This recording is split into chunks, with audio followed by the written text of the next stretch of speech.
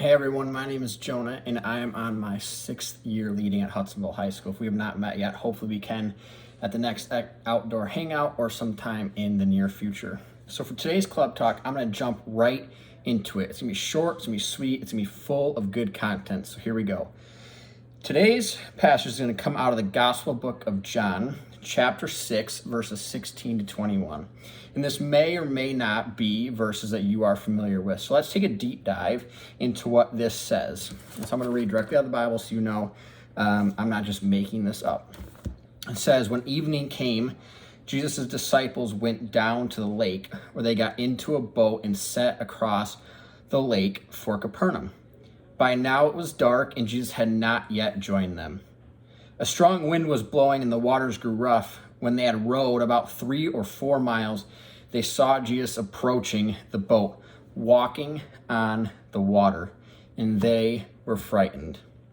But he said to them, "It is I, don't be afraid." Then they were willing to take him into the boat, and immediately the boat reached the shore where they were heading. This is obviously titled the passage where Jesus walks on the water, and there's probably a few things in this passage that I know I certainly wouldn't do and that you may or may not do. Starting out, number 1 is get in a boat late in the evening. I know when I like to boat or be out on water, it's going to be during the daytime, in the light, when I can see exactly where I'm going. Number 2, paddle a boat 3 to 4 miles. Now remember, this is in a time where power boats and speed boats and mast crafts weren't around, so they're paddling their boats, and that's their method of transportation. And number 3, the disciples didn't freak out when the weather got bad.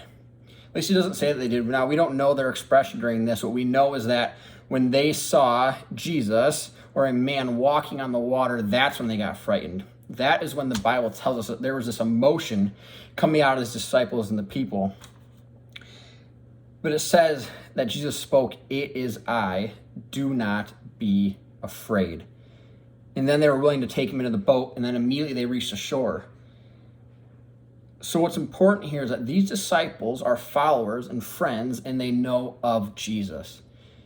And so when he walked up to them, initially they were frightened, but it says that all he had to do was speak that "it is I. Don't be afraid." They knew Jesus.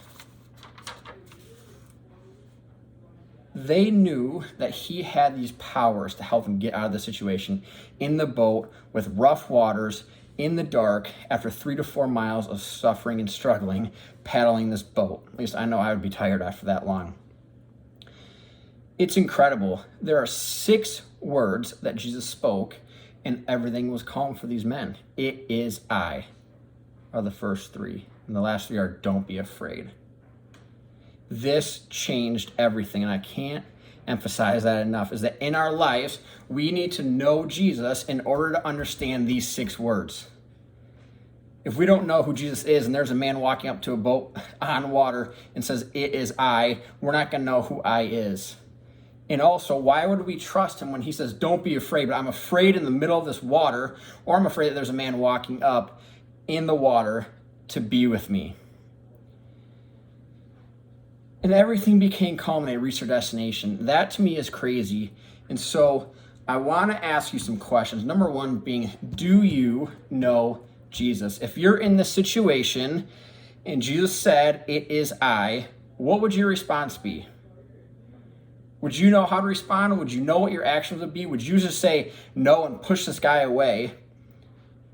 Or would you say, "I know who this Jesus is"? And I think I want to clear up here real quick that knowing who Jesus is can vary from person to person. My relationship with Jesus is going to be different than your relationship with Jesus. Mine is different than Jacob Fonz's and Mackenzie's and the rest of the leaders at Hudsonville High School. And so knowing Jesus, it's different for everyone.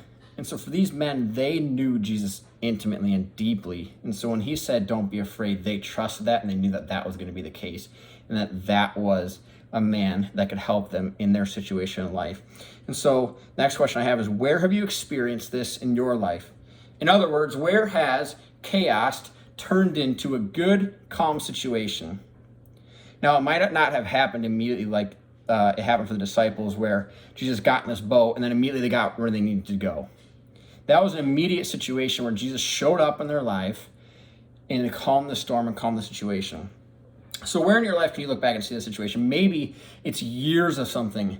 For me, it was my parents got divorced, and it took me years and years and years to understand why, to understand the things that came out of that, to understand kind of how it actually helped heal my family. I also moved to Wisconsin when I was younger, and it took years and years and years for me to understand why the situation was good. So think back in your life. And the last question is, how can we get to the point where we do say, I know Jesus? Where we are in these situations in life, where we're in this situation where, like the disciples are, we're kind of stuck, not knowing where to go next. How do we get to the point where we say, I know Jesus? And that's a question to talk to your leader about. You can ask them, hey, how do you know Jesus? How have you gotten to know him better? How have you dug into the word? Or what church do you go to? All ways that we can get to know Jesus better. And so that's what I want to challenge you with today, is to think through these questions. Go back and read John chapter 6, 16 to 21 about Jesus walking on the water and being with his disciples. And then talk to your leader about the questions of, one, do you know Jesus? If you were in the storm and Jesus came to you, what would your response be? Where have you experienced this in your life? And lastly, how can we get to the point where we do say, I know Jesus? And we're here to help you along that journey, to be with you through all of that. So please reach out to a leader. Next week, we have another great club talk coming to you. We're going to be in person, but also have a video for you. We look forward to seeing you soon.